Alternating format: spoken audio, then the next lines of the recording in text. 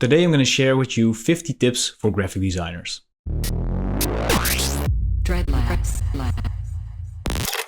What's going on, everyone? My name is Tom from Dreadlabs and I've been a professional graphic designer for over 8 years at this point. Most of those 8 years are spent as a freelancer. You can imagine that in my time I learned a couple of things, and in this video today I want to share 50 tips with you. Without any further ado, let's dive into them. Make sure to give yourself a good work environment since you're going to be spending most of your time here. I'm talking comfortable chairs, a nice desk, the opportunity to work in silence, basically anything that would help you with your workflow. Number 2. Build a library full of visual inspirational books. This is so you can find inspiration without having to log on the internet and get distracted. Of course, buying a lot of books can be really expensive, so if you are on a $0 budget, maintaining mood boards on Pinterest might be a good alternative. I would always recommend Pinterest over Instagram, since Instagram is a lot more distractive than Pinterest is. If you want to make your work environment as inspirational as possible, printing your mood boards and putting them up in your workspace helps out a lot with that. I always have a piece of corkboard hanging on the wall somewhere, and on that corkboard you can find inspiring posters, art or design work. I tend to change this mood board at least twice a year. Whether you're renting an office space or working from home, try to separate your workspace as much as possible from the rest. This makes it so you can still have a personal life and a work life. If you want to focus, consider creating a work mode playlist, or check out my work mode playlist in the description down below. If you don't like listening to music while working, usually vocals can be the problem since those can be distracting. Perhaps you can listen to lo-fi beats, ambient music, or any other instrumental music, or perhaps even pink, white or brown noise. I find that having audio in the background can cancel out a lot of distractions, especially if you work from a place that does have a lot of chatter around. The next couple of tips are about getting clients. As a freelance graphic designer, avoid the race to the bottom. Notably, stop trying to find clients through platforms such as Fiverr. If you're struggling with this, start local. For example, go to a local concert or event, or have dinner at a restaurant where you want to design the menu cards for. The point is, start meeting new people in your local area that can be potential clients. If you are unsure where to start at all as a freelance graphic designer, start building a portfolio. Portfolios always come in handy whether you're looking for local or online clients. If you are building your portfolio as a freelancer, only show the work that would attract clients that you want to work for. For example, don't share a lot of restaurant menus or business cards if you want to get into the album cover design space. If you don't have any work to show, start doing self-contained projects. Make up your dream client and start designing. This will of course give you the freedom to show what you want to show your potential clients, and it also shows off your passion for graphic design. If you're new to pricing your work, make sure that you charge based on how much you value your work rather than how many hours you put in your work. I'll explain this briefly, but if you want to know more, I do have a full video on this. But let's take designing a poster for a concert in this example. In example A, I'm charging hourly. And in example B, I'm charging value-based. So I know that the poster would roughly take me about 8 hours to complete, including getting feedback and everything like that. Let's say that my hourly rate is $50. So the poster would cost the client $400. Over time, I of course would get better at designing and start working faster and more efficiently. And I would be able to finish the poster within 4 hours instead of 8. In example A, that would now mean that I could only charge $200 for the same poster instead of $400. So the client would get their work faster, but you don't get paid as much. Sounds weird like that, right? In example B, I've told the client upfront that the poster would cost him $400, without mentioning an hourly rate or how long it would take me. If I finish the poster within 4 hours, the client will receive their work earlier, and I still get to keep the full amount. You'll eventually start punishing yourself for working too efficiently. Are you curious about what other graphic designers earn? There's actually a giant spreadsheet that contains salaries and hourly fees, project fees from graphic designers from all over the world. So whether you're a freelancer or you work in an agency or in-house, it's always interesting to take a look at this sheet and seeing if you're perhaps due for a raise. Tip number 14 is print your work. Nowadays, a lot of work will eventually die out on a hard drive since most of what we design is digitally. And that's a shame. Print them and paste them in a sketchbook, or put your work in a frame and put it in your room, for example. That's what I usually do. Reserve a little bit of time each week to train a skill. For example, if you want to become better at lettering, consider training 1 or 2 hours every single week. You'll be surprised of how much value this has, because usually you have a couple of hours to spare in the week. For example, exchange those 2 hours of watching Netflix with training yourself in this. Record your Photoshop actions. If you do a lot of repetitive work for social media accounts, for example, recording your actions can save you a lot of time. I personally have actions to simulate ink bleeds, add textures, and even really intricate effects. If you want to learn more about how Photoshop actions work, I have a full video on them. You can check it out through the link in the description or click this box right here. Don't be afraid to branch out, whether it's for a passion project or if you want to expand your freelancing skills. Besides graphic design, I've branched into animation, coding and web development, 3D, and illustration. You'll be surprised at how much these practices all overlap. This might be an unnecessary one, but if you only use Photoshop or only use Illustrator, you're gonna have a bad time. Whether it's because you're missing out on the amazing filters and adjustment layers in Photoshop, or the endless possibilities of creating vector shapes in Adobe Illustrator. I've been working with both for years, and they have an amazing synergy together. If you want to become better at your craft, find a peer or mentor that can give you feedback on your work. I would have been stuck at the same skill level if it weren't for a couple of mentors that I've had in the past. Of course, if you do not know anyone in real life, you can always find someone online. If you're looking for a place to start, consider checking out our Discord server where we have over 3,000 creatives, most of which are graphic designers. In Adobe Creative Cloud, use libraries. If you often work for the same client with the same visual identity, this can do wonders. It'll really help you get access to a specific color in one click or a specific font in one click, rather than having to look them up through a style guide. Tip number 21 is take a break from social media every so often. Especially in the graphic design branch, it's easy to get overwhelmed on social media platforms since you're getting the feeling that you have to compete with all of these amazing graphic designers everywhere. And between you and me, most of it's littered with useless tutorials nowadays anyway. And just to clarify this, I used to go on Instagram to find inspiration rather than getting a reel about a tutorial on ink bleeds. Don't be afraid to use textures to add depth and character to your work. But remember that not every design will become a good design once it's textured. Also, you can overdo this, so be careful and be subtle. Tip number 23 is understand what blend modes do. Blend modes are available in pretty much any design software, and understanding how an image will react to a certain blend mode will really help. To get you started, multiply will always darken an image, screen will lighten up your image, and overlay sits pretty much in the middle. Of course, there's much more to it than that, and I would highly recommend checking out this video if you're interested in learning blend modes. If you have a lot of versions of the same logo in Illustrator and you need to export them as separate Illustrator files, there is an option in Adobe Illustrator that lets you save each artboard as a separate file. Of course, there's also the asset export window that can help you export these logos or selections as SVG files. In Illustrator, if you want to use the color picker, but instead of changing the color, it actually copies the fill and stroke and complete style, hold Shift before you click with the color picker. It'll change the color of your fill or stroke, whichever you have selected, to the color that you're clicking on. Since we're halfway through the video now, I want to ask you something.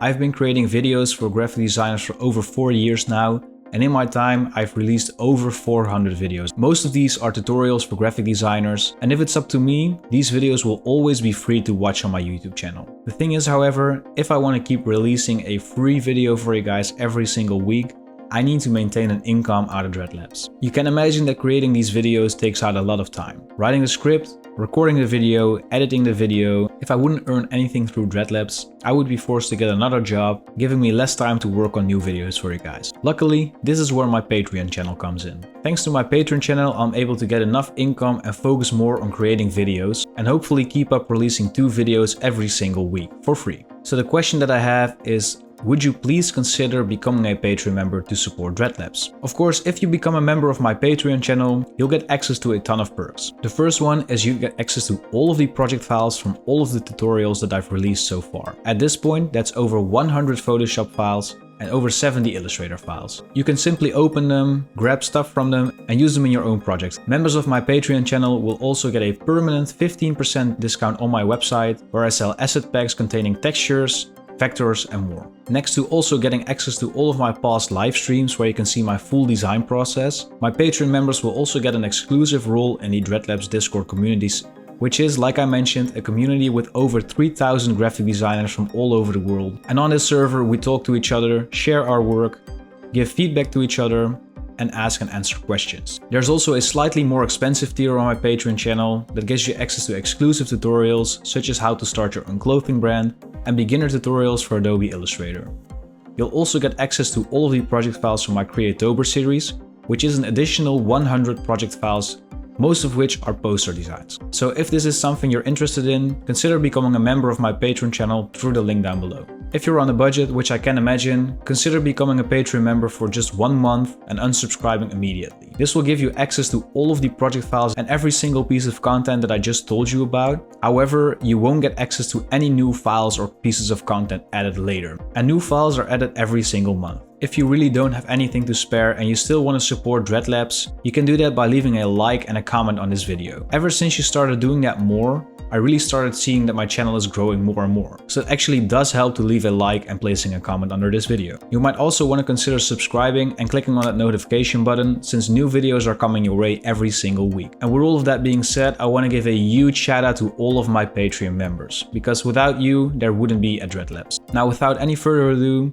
let's move on to tip number 26. Did you know that in Photoshop you can export all of your layers separately? This can come in really handy when you want to animate something that you made in Photoshop and you want to recreate that same composition in After Effects. As a rule of thumb, if you're creating images for social media platforms, always export your images as JPEG and keep them under the size of 1 megabyte. This is because Instagram, for example, will always convert PNG files to JPEG or compress any files that surpass the 1 megabyte size limit. And it's always better to have full control over the compression yourself rather than having Instagram do it. Tip number 28 is take your time to learn shortcuts. This will speed up your workflow so much. If you're having trouble with this, consider writing down these shortcuts that you might want to use on a piece of paper and paste it next to your screen or somewhere near your desk. In most Adobe software, you can also customize your own shortcuts. Using shortcuts has saved me hours and hours of time, seriously. If you want to learn what my favorite shortcuts are in Photoshop and Illustrator, check out this video or check it down through the link in the description. Don't be afraid to invest in things that will help your efficiency. Whether it's an extra large desk so you can place your tablet somewhere comfortably, a monitor arm to save space on your desk, perhaps this Toolbox device, or maybe an Illustrator plugin. If you think it will help out with your efficiency and save you time, it'll eventually pay for itself. It's okay to use assets, of course, but think of them as a time-saving tool. I've carefully created and managed my own texture library, for example. And this is so that I don't have to scan in a paper texture or take a photo to create a certain mockup every single time that I need it. As for vector shapes that I use in my album art, I usually grab some of them from asset packs, but eventually replace them with custom-made ones. By the way, if you're interested in asset packs, check out my website dreadlabs.net. That being said, if you're looking to get a passive income as a graphic designer, consider creating asset packs for yourself. You can use websites like Gumroad or Creative Market, or even my own website. The market nowadays for asset packs is really oversaturated, but if you do have an idea for a very original asset pack, consider creating it because you might get some extra income out of it. If you don't already work with smart objects, start doing that right now. It'll save you a lot of Control or Command Zing. If you do not know what smart objects are, these are objects in Photoshop that let you add filters and adjustments, but won't imprint them onto your layer. So you can still edit them later on if you aren't satisfied with a certain effect. Again, if you don't know what this is, check out this video or check it out through the link in the description down below. I personally find that maintaining a physical workflow overview helps out a lot with my efficiency. Whether it's to-do lists in a sketchbook or having a whiteboard or scrum board around in your office, in my experience, physical tools just work better than digital tools. But of course, do whatever works best for you. If you prefer to keep to-do lists digitally, a good place to start would be Trello. Speaking of sketchbooks, doodling during calls, or when you're waiting somewhere really helps your mind to focus on something else while you're still creating. Sketchbooks can be really cheap and also really small, so you can even fit inside your pocket. If you're traveling a lot, a pocket-sized sketchbook can really help you so you can create anywhere you go. If you're ever feeling stuck, whether it's a creative block or a burnout, try to stop creating for a short period of time and try to only soak up inspiration. Read a book, listen to a talk, presentation or podcast, or simply just make a mood board. This really might help you get out of a slump or a creative block. If you're struggling with time management, creating blocks in your calendar with a certain task can really help you work faster and more efficient. In my personal experience, this really helps me being constrained to a certain task instead of getting distracted. Because of this imaginary time limit, I started working faster.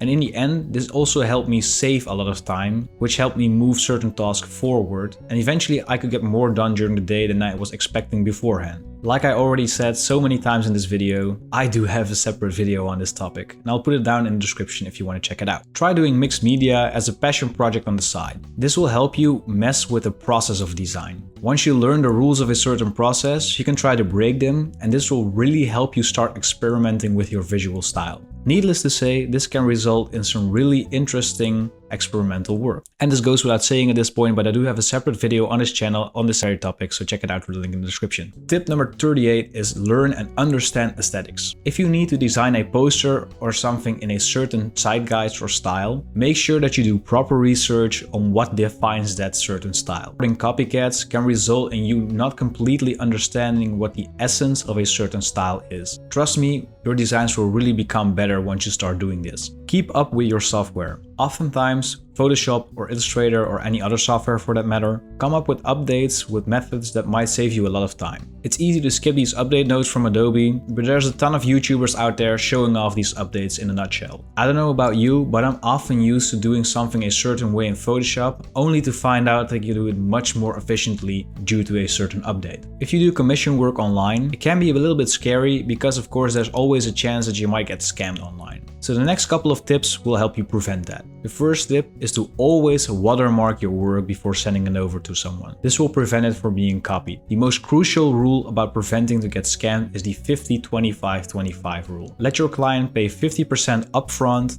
25% before delivery, and 25% after delivery. This way you'll always have at least 75% of your fee before delivering your work to your client. So essentially they can only scam you out of 25% of your fee instead of everything. That being said, however, it's always good to debrief your job to the client. This way you can ensure that you and the client are on the same page, and the delivered work will at least look similar to what the client is looking for. And for example, by debriefing the time frame, you'll both be on the same page as to when the client will get their deliverables. Mood boards do wonders in this phase, since if you're making a mood board, you can do that rather quickly compared to designing something yourself. This will save you a lot of time, and before you start designing, both you and the client know which the final deliverables will be. The final tip to prevent you from getting scammed is about PayPal. PayPal, of course, is a medium that helps you get paid throughout the world, and it's a great way to start working with international clients since you don't have to worry about currency. If you're getting paid through PayPal, make sure that your client is checking on that they're paying for a service rather than sending money to family or friends. When checking family and friends, you can actually refund the money, so they can just give the money to you only to refund it back after a couple of days when you deliver the project. By checking on payment for a service or product, this will be prevented, but PayPal will also bring the fees for the payment to you. So make sure that you put this into the agreed upon price beforehand. If you need to come up with design ideas fast, here's a quick little tip. Set a timer for a certain amount. I usually set mine between 15 and 30 minutes. In that time, work on a proposal. Once the timer goes off, start working on a new one. This will prevent you from doing too much detailed work in a design phase where the goal is to just make a lot of different options. Usually in this phase, adding so much detail isn't necessary yet. After doing 3 or 4 proposals, you can always go back into one of the designs and fix some mistakes or add some detail if necessary. This method will prevent perfectionism to get in the way of productivity. If you design album covers, make sure that you also offer a social media rollout with your album cover. This way, the client can promote their song through Facebook or Twitter banners, maybe even animations on TikTok or Instagram, and of course you give yourself more work to do. If you are a designer and you're working in-house somewhere and it's not your niche, don't worry. See if you can start doing a passion project on the side to keep yourself inspired. This way you won't lose your passion for graphic design. Are you working in-house or at an agency somewhere and you feel like their style is getting out of date? This unfortunately sometimes happens when you work at a place where people are set in their ways. See if you can schedule in a short presentation somewhere about new design trends, and perhaps you can convince them to start updating their style. For example, from competitors or potential clients that your agency missed out on, and this way you can help them realize that they might need to step up their game. I'll leave this up to you, but I personally think that business cards are kind of out of date and not really working as well as they used to. Unless that is, if you're using them in a creative way. For example, you've probably seen these tear-apart business cards from divorce lawyers. Of course, your business cards do not have to be that creative because let's face it, sometimes there's just nothing to add to a simple business card. In that case, I try to use special materials in order to make my business cards stand out. For example, my latest business cards have these weird patterned gloss over them, and that might be a little bit too extravagant for certain businesses, but I'm sure there's a style and material for everyone. Tip number 49 is when you're working on a project that requires a lot of artboards, work from the bottom right to the top left when creating new artboards. This way, the order of them appearing in your layer menu will be the same as the order they're appearing in on your screen. If you look at my example, the top artboard is actually the very first artboard on my complete canvas. This method also works with frames, by the way, not only with artboards. If you want to quickly name them, copy your text format minus the number and then just press tab to quickly switch to the next layer. Paste your format, type 2, press tab, paste your format, type 3, and so on. Now the last tip that I want to give you is that you can make a living doing something creative. For far too long, people everywhere have been dismissive of creative work, saying that there is not enough money in it, that it's a waste of time, or perhaps you've encountered people that devalue your work by saying that it's just a hobby. And this last tip is here to remind you that that's not the case. It has never been easier than in this era to start making a living as a creative person. Since we as designers create things, we often see ourselves connected to the work that we make, a lot more compared to other professions. Therefore, we often get to a point where we define ourselves by the things that we create. If people are negative or dismissive about the things that we create, this can often affect us personally because this devalues us as people. Please remind yourself from time to time that it's okay to define yourself as a creative, that it's okay to try and make a career out of it, and try to detach yourself as a person from what you create. If someone devalues your work, that doesn't mean that you should be devalued as a person. And there you have it, guys, 50 tips for graphic designers. I hope that this video had any value for you. And if it did, it would mean a lot to me if you could leave a like and a comment down below. It would also make my day if you consider subscribing to my channel, since I have over 400 videos, most of them related to tutorials for graphic designers. And new videos are added every single week. Like I said halfway through the tips, if you want to keep supporting Dreadlabs, you can also become a member of the Patreon channel. A link will be down in the description. With all of that being said, I want to thank you so much for watching. This is Tom from Dreadlabs tuning out, and I'll hopefully see you guys in the next video.